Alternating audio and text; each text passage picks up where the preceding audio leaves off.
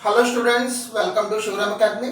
उम्मीद करता हूँ आप सब लोग बहुत अच्छे होंगे। आज का मेरा टॉपिक है स्टॉक तथा प्रभाव। आज के अपनी वीडियो लेक्चर को मैं शुरू करने से पहले कहना चाहूंगा, यदि आप लोग मेरे चैनल के लिए नए हैं तो प्लीज चैनल को सब्सक्राइब कर दीजिए। साथ में जो बेल आइकन है उसे जरूर दबा दीजिए ताकि आप लोगों को मेरी आने वाली सभी वीडियो की नोटिफिकेशन बिल्कुल टाइम पर मिलती रहे।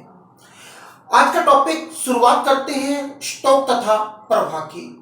एक उदाहरण के द्वारा आज के कॉन्सेप्ट की शुरुआत करते हैं। मान के चलिए मैं एक कुर्सियों को बेचने वाला दुकानदार हूं और आज सुबह मैं कुछ कुर्सियां अपनी दुकान में बेचने के लिए लाया और आज शाम को जब दुकान बढ़ाने का टाइम हुआ मेरी दुकान में 5 कुर्सियां बच गई। ये बची हुई 5 कुर्सियां यही मेरा स्टॉक है, यही मेरा अनबिके माल का स्टॉक है।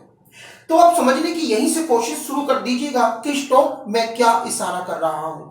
किसी वस्तु की मात्रा जो मेरे पास बिना बिके बच गई है। जैसे मैंने कहा मेरी कुर्सियों में से जो भी पूरे दिन में मेरे पास कुर्सियां थी, शाम को अनबिके माल का जो स्टॉक बचा था मेरे पास वह 5 कुर्सियों का था। आइए स्टॉक को कुछ बेहतर ढंग से समझने के लिए एक बार इसके अर्थ को सुनते हैं।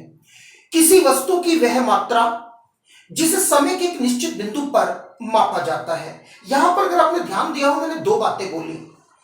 समय के एक निश्चित बिंदु पर मापी जाने वाली वस्तु की मात्रा।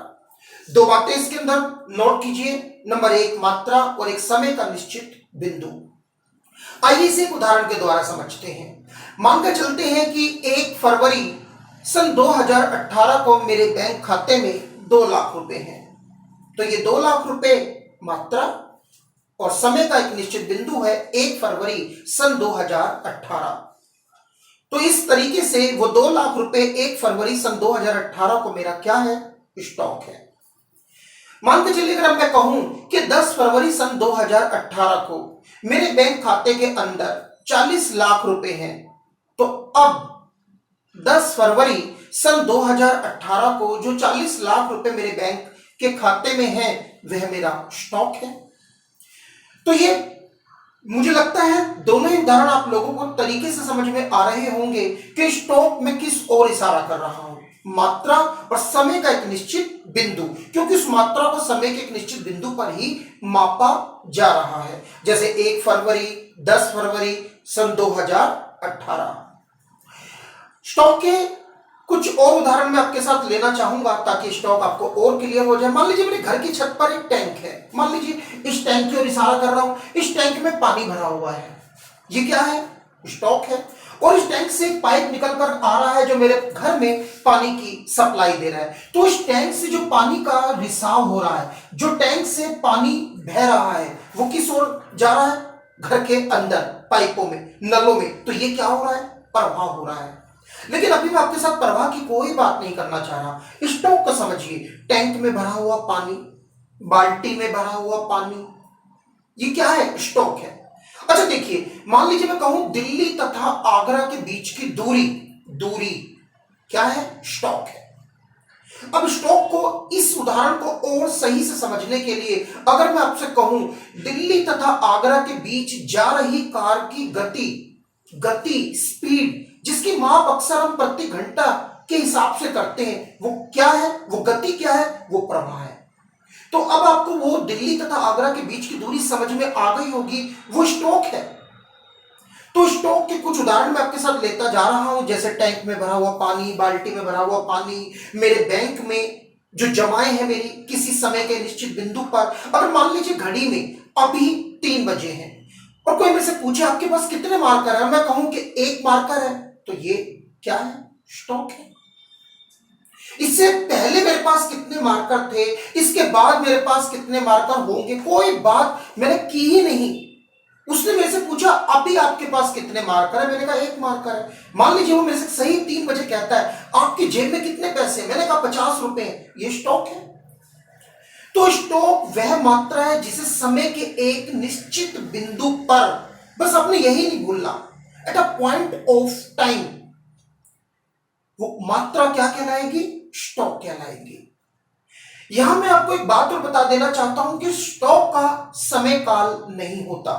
अब आप सोच रहे होंगे ये समय काल की मैं क्या बात कर रहा हूं। अब खुद सोचिए, मैंने कहा ना स्टॉक किसी भी वस्तु की वह मात्रा है जिसे समय के एक निश्चित बिंदु पर मापा जाता है। उसका कोई समय काल होता ही नहीं। समय काल को समझिए, जैसे एक दिन, एक घंटा, एक महीना, एक वर्ष, यहां है समय काल, क्योंकि यहां एक पीरियड की बात हो रही है।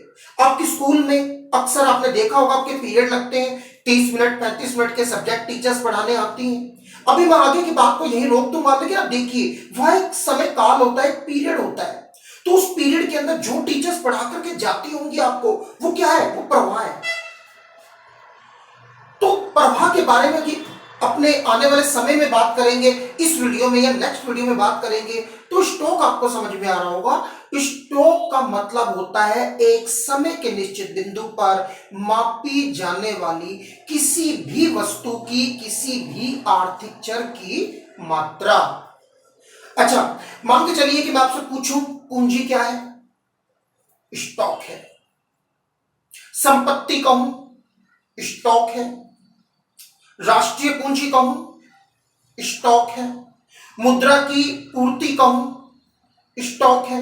हालांकि अभी आप सोच रहे होंगे कि ये हमें कैसे पता चलेगा ये स्टॉक है, प्रवाह है। तो जब हम प्रवाह के टॉपिक को भी क्लियर कर लेंगे तो हमें बड़ी आसानी से समझ में आ जाएगा कि ये पूंजी, राष्ट्रीय पूंजी, संपत्ति, मुद्रा की पूर्ति, ये स्टॉक के उदाहरण क्यों हैं।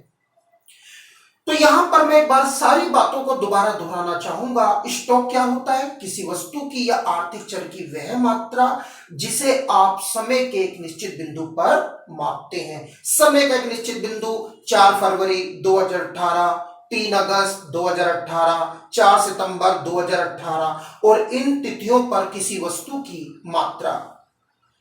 5 बजे मेरी जेब में कितने पैसे हैं, 3 बजे मेरी जेब में कितने पैसे हैं, 2 बजे मेरी जेब में कितने पैसे हैं। समय के एक निश्चित बिंदु पर मेरी फर्म में कितनी मशीनें हैं, वो मेरा पूंजी का स्टॉक है। उससे पहले कितना था, उसके बाद कितना पूंजी का स्टॉक होगा। हो सकता है कि मान लीजिए मेरी मशीनें मेरी फर्म में 4 थी, आने वाले समय में मैं निवेश करूं, 1-2 मशीनें और ले आऊं, तो मशीनों का स्टॉक तब कितना हो जाएगा? जितनी भी मशीनों का निवेश करूंगा मैं। तो मैं इसीलिए कह रहा हूं कि आप ये मत देखिए पहले मशीनें कितनी थी, बाद में कितनी होंगी। अभी क्या है? 4 मशीनें हैं, ये स्टॉक है। दिल्ली तथा आगरा के बीच की दूरी, दिल्ली तथा मुंबई के बीच की दूरी, दिल्ली तथा कश्मीर के बीच की दूरी, दिल्ली तथा राजस्थान के बीच की दूरी, स्टॉक है। टैंक में भरा हुआ पानी, स्टॉक है। इस मार्कर के अंदर भरी हुई इंक, स्टॉक है। तो आप समझ गए होंगे स्टॉक क्या है। मुझे उम्मीद है आप लोगों को स्टॉक का कॉन्सेप्ट क्लियर हो गया होगा। यदि आप लोगों को मेरी वीडियो पसंद आई हो तो आप इसे लाइक कीजिए, चैनल को सब्सक्राइब कीजिए, शेयर कीजिए। धन्यवाद।